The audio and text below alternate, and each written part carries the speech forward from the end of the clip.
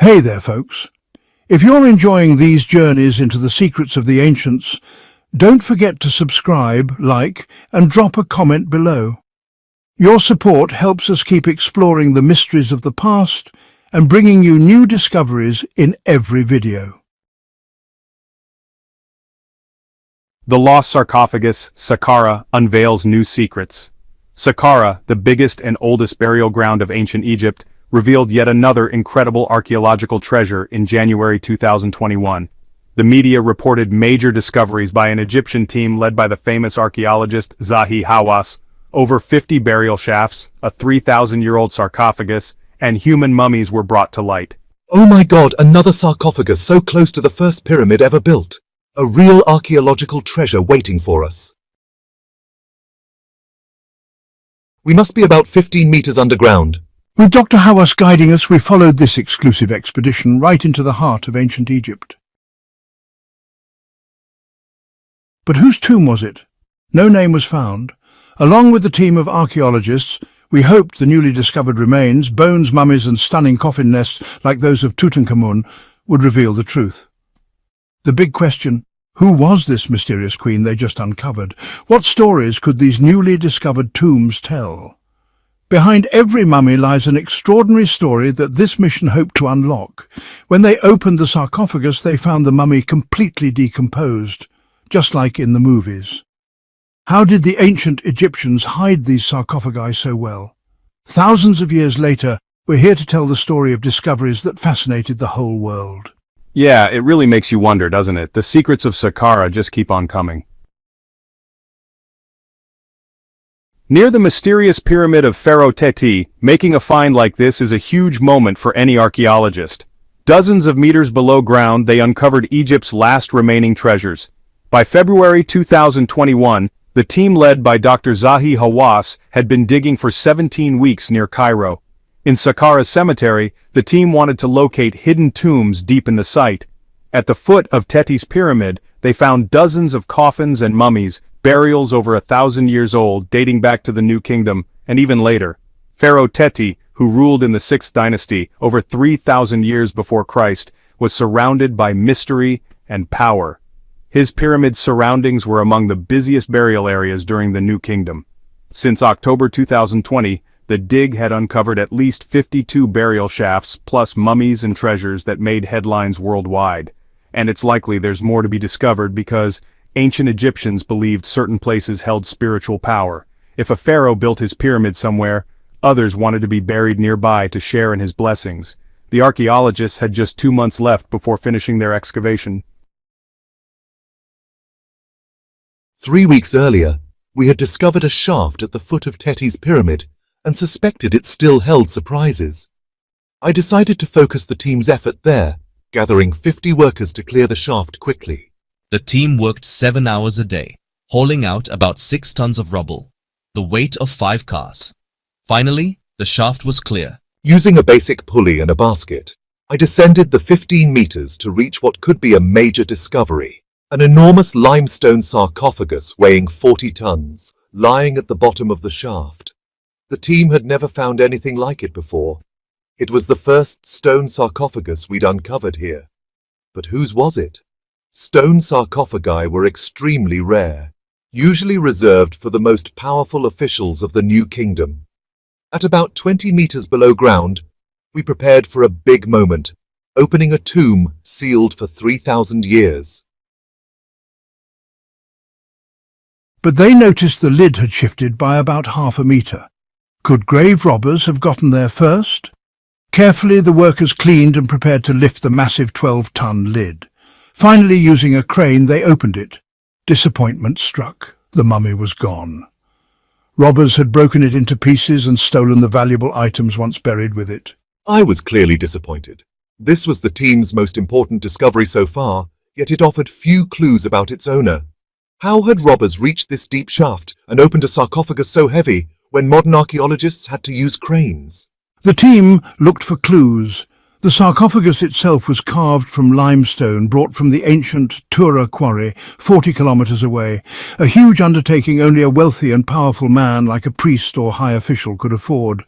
Interestingly, nearby shafts were untouched. Why had thieves targeted this one? Probably because it was the most impressive. The grandest tombs attracted looters, especially right after burials, sometimes even the very workers who built them. The archaeologists kept searching the sarcophagus for inscriptions. I believe the man must have been important to be buried so close to Pharaoh Teti. Although Teti wasn't one of Egypt's greatest pharaohs, being buried near him meant status and spiritual protection. Another puzzle remained. How did the ancient builders lower a 40-ton coffin so deep underground? I returned to the shaft to investigate, and I spotted a gap under the sarcophagus. Maybe the builders had dug 2 shafts connected by a tunnel, then used sand to gently lower the sarcophagus in place. An impressive ancient engineering feat.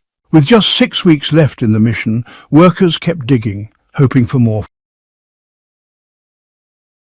And they succeeded. They found 4,000-year-old remains of a queen buried near Teti's pyramid. Back in 2010, I had already discovered a small pyramid nearby, believed to belong to Teti's mother.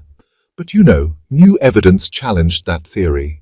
I examined the queen's remains and found she was only 17 to 25 years old, far too young to be Teti's mother. This discovery suggests she was an unknown wife of Teti, which honestly rewrites what we knew about history. Meanwhile, the team found a small stone obelisk near the queen's pyramid. Though the inscriptions were barely legible, it might reveal her name. In another shaft, the team uncovered dozens of wooden coffins, each shaped like a person, made to resemble the deceased. One coffin stood out for its unique decoration. When the team opened it, they found something incredible. A double coffin, one inside the other, beautifully painted and guarded by gods like Anubis, Isis and Nephthys. Inside, they discovered a remarkably well-preserved mummy, almost untouched after 3,000 years. Though the linen wrappings were blackened, this came from resin used in mummification, originally white, but darkened over time. This extraordinary mummy, along with other discoveries, would go to Cairo's museum to be studied further. It's discoveries like these that honestly keep rewriting what we thought we knew about ancient Egypt.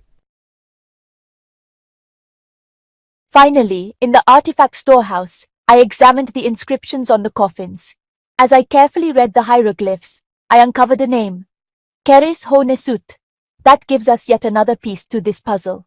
The Saqqara excavations, even after thousands of years, continue to reveal secrets about Egypt's forgotten queens, lost sarcophagi and, well, the fascinating world of the pharaohs. Let's open it. It's stunning, and honestly, my suspicions are confirmed once again. The team has discovered a group of coffins. I think this is one of the most beautiful coffins we've found. And she's right. It really is the most beautiful among the 50 coffins uncovered so far. The team carefully places the coffin on some supports. Its decoration suggests it dates back to the late period, about 600 years before our era. Like most of the coffins found on this mission, this one belonged to a woman. Every detail was made with great care to protect her in the afterlife. Here we see Anubis guarding the tomb and the burial shaft where this woman was laid to rest. The bright green color of her face stands out, symbolizing eternal life after death. This tells us she was a wealthy woman, but her husband's name isn't written on the coffin, only her parents' names appear. This discovery tells a touching story. A young woman who died too soon, buried in a lavish ceremony by her father, who must have been an important figure during the late period.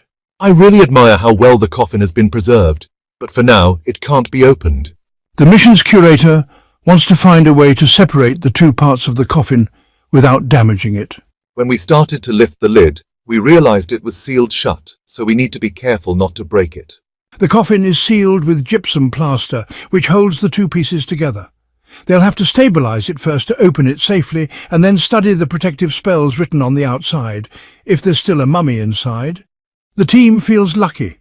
Sometimes only bones remain, as in one of the other coffins they uncovered. But even these bones are valuable. They can reveal secrets about the deceased, like a crime scene investigation. In a separate tent, away from prying eyes, Dr. AFF shows us the bones that Essam brought to her after they found a coffin belonging to someone important from the New Kingdom. Like a forensic expert, I study every clue the remains reveal. Who was this wealthy coffin owner? The Egyptologists want to know more.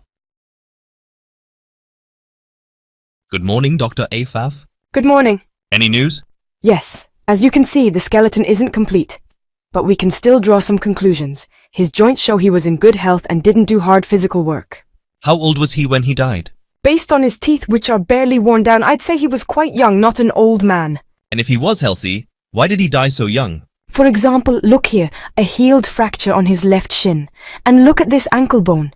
You can see that the break led to an infection that spread through all the long bones of the body. Could this infection have caused his death? 3,000 years later, we now know this man, buried with great wealth inside a 40-ton coffin, the centerpiece of the mission, likely died from an infection. After weeks of analysis, Dr. AFAF also tells us that this young man suffered from a hereditary disease. In recent days, excavation work near the Queen's Temple has sped up after the team discovered some hieroglyphic inscriptions on an obelisk that could change history for thousands of years. The carved stone held the key to the mystery of the unknown queen. Bone analysis revealed that she wasn't Teti's mother, as Hawass first thought, but his wife. The Egyptologist also noticed a nearly unreadable box of text on the obelisk and called in a designer to help decode it. Today, sampling can't be done using tracing paper like before. Archaeological drawing is now done digitally. They take high-resolution photos of the obelisk from every angle.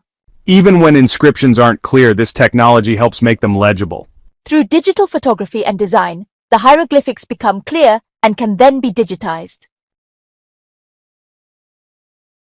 Well, finally, thank you so much for listening and joining us on this journey.